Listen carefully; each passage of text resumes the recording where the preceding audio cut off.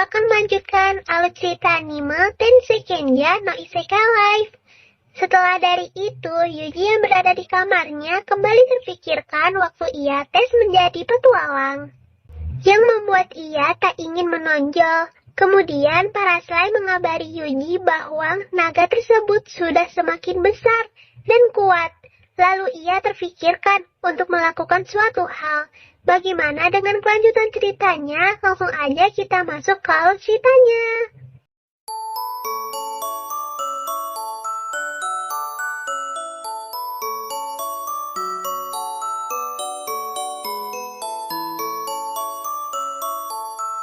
Cerita dimulai melanjutkan episode kemarin, Yuji yang dilema dan memikirkan untuk melawan naga itu seorang diri tanpa mengorbankan para petualang.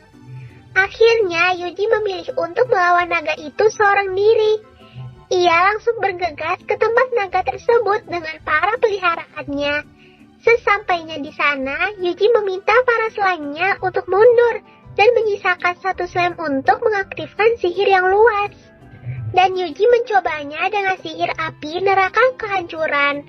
Namun itu tidak berefek sama sekali ke naga tersebut. Justru sihir itu membangunkan sang naga untuk menyerang Yuji. Efek dari kekuatan naga itu sangat besar, hingga serangannya dapat menghancurkan sekitarnya. Akan tetapi, naga tersebut terus bertambah besar. Yuji sadar bahwa serangannya yang tadi digunakan untuk menyerap energi alam yang membuat naga tersebut terus membesar. Sihir tak mempan. Yuji terfikirkan dengan senjata yang diberikan kepadanya kemarin, yaitu belati ketis. Jika ia bisa memusatkan sihir apinya ke dalam belatinya, mungkin akan dapat mengalahkan naga tersebut. Dan kali ini, Yuji yang akan bertarung tidak mengandalkan slime-nya lagi. Setelah berhasil mendekati naga tersebut, Yuji menggunakan sihirnya untuk melompat dan mendekati naga tersebut hingga belati miliknya akhirnya tertancap di mata sang naga. Dan ia bisa menggunakan sihir apinya dari jarak dekat. Dan ternyata caranya sangat efektif yang membuat naga tersebut langsung terpental dan mengalami luka di area matanya. Namun itu semua belum selesai. Naga biru berhasil memojokkan Yuji. Yuji yang terpojok menerima serangan api dari mulut naga. Mereka saling beradu kekuatan. Yuji langsung menggunakan sihir sambaran langit dan berhasil melumpuhkan naga biru. Tidak mau membuang kesempatan, Yuji dan serigalanya langsung berlari ke tempat naga tersebut, dan Yuji berhasil menebas kepala naga tersebut menggunakan belatinya, yang diikutkan dengan sihir api neraka miliknya. Akhirnya pertempuran pun dimenangkan oleh Yuji. Setelah selesai, mereka langsung memutuskan untuk kembali ke kota. Keesokan harinya, Rayat mendatangi kamar Yuji dan mengatakan bahwa langit Kilia sudah kembali normal. Dan mengatakan dengan maksud lain kali jika Yuji membutuhkan bantuan, Yuji bisa meminta ke dirinya atau siapapun dan jangan bertindak sendirian. Namun Yuji tidak bisa mengerti maksud asli dari Rayat. Sekian berpindah Yuji yang sedang makan bersama dengan Tina dan Misa.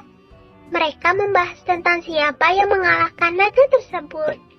Tentu Yuji tak akan bilang bahwa ia yang mengalahkannya.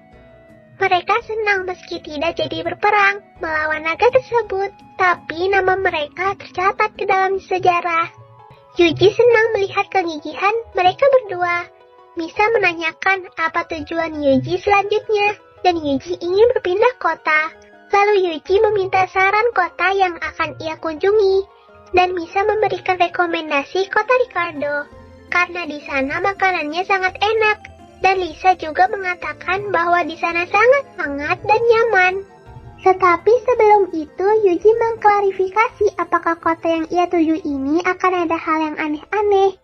Karena dari kota sebelumnya juga Yuji selalu mendapatkan hal aneh. Namun Misa dan Lisa tertawa dan mengatakan bahwa yang aneh akhir-akhir ini cuma di Kilia. Maka dari itu, Yuji jadi memilih pergi ke Ricardo.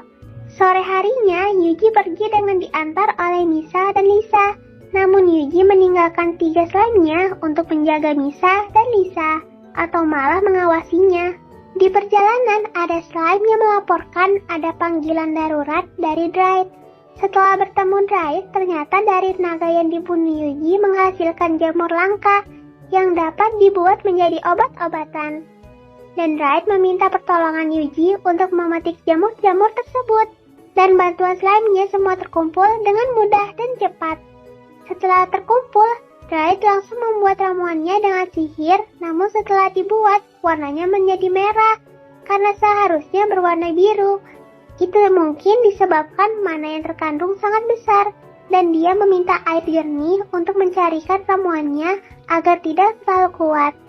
Yuji yang bukan dari dunia ini menawarkan cara menyuling air untuk membuat air bersih dengan cara memasak air, dan uap dari masakan tersebut ditampung dan menjadi air bersih. Yuji melakukan ini dengan sihirnya serta para slime. Di saat tersebut, Drive mengingat saat pertama kali bertemu Yuji. Keadaannya saat itu Drive yang pingsan dan hutan yang habis, seperti terbakar atau bahkan terkena racun. Yuji yang menemukan Drive terkapar langsung menyembuhkannya. Ternyata ini disebabkan kristal terkutuk. Dan Yuji langsung menetralkan kristal tersebut. Namun saat hampir selesai, muncul monster dari dalam kristal tersebut. Namun Yuji bisa mengalahkannya dengan cepat sebelum para monster itu menyerang dirinya. Drive yang melihat itu langsung kagum dengan kehebatan Yuji. Ia berterima kasih kepada Yuji dan menganggap Yuji penyelamatnya. Sekian kembali, Yuji menanyakan apa yang terkandung air jamur tersebut. Dan Drive menjelaskan bahwa jamur ini terbuat dari berkah naga yang tumbuh dari naga yang mati. Semakin kuat naganya, semakin banyak jamur yang dapat tumbuh. Namun ini berdampak bisa menjadi baik ataupun buruk tergantung pemakaiannya. Tak terasa, air yang disuling sudah selesai. Drive langsung memasukkan satu tetes dari ramuan yang ia buat ke dalam air bersih. Yang akhirnya ramuan tersebut telah selesai dibuat dan bisa digunakan. Drive sangat senang dengan bantuan Yuji dan memeluknya. Setelah itu, Yuji melanjutkan perjalanannya, namun ada yang aneh karena jalan yang lewati tertutup kabut tebal. Namun saat sampai di persimpangan, serigala Yuji mencium aroma manusia. Jadi Yuji memutuskan untuk mengecek tempat tersebut. Sesampainya di sana, ternyata terdapat kampung kecil yang dimana warganya aneh-aneh, karena mereka semua melihat Yuji sambil tersenyum. Hingga akhirnya Yuji bertemu kepala desa dan mengajaknya untuk masuk ke rumah. Yuji menjelaskan bahwa ia yang tersesat di jalan karena kabut tersebut, dan menanyakan kenapa orang-orang di kampung ini terasa aneh. Kepala desa mengatakan bahwa desa terpelosok mereka jarang kedatangan pengembara. Namun Yuji masih merasa ada kejanggalan. Setelah berbincang, Yuji memutuskan untuk melanjutkan perjalanannya. Setelah Yuji meninggalkan desa, kepala desa menggunakan pakaian seperti ritual dan berbicara dengan seseorang melalui kristal bola sihir. Karena tadi Yuji yang seorang tamer atau penjinak dianggap tidak masalah dan ia ingin menjalankan rencananya untuk mengumpulkan berkah naga di tebing The Light esok hari yang bertujuan untuk memurnikan dunia. Scan kembali ke Yuji, mereka masih tertutupi oleh kabut tebal. Hingga akhirnya setelah melewati bukit ini, mereka akan sampai di Ricardo. Para slime sudah tidak sabar, karena menurut Tina dan Misa, kota ini hangat dan banyak makanan enak. Namun setelah mereka melewati bukit tersebut, yang ada malah hamparan salju dan cuaca dingin. Sangat berbanding terbalik dengan yang dikatakan Tina dan Misa. Ini membuat Yuji semakin yakin ada sesuatu yang terjadi di sini. Yuji selalu saja terlibat masalah di setiap kotanya.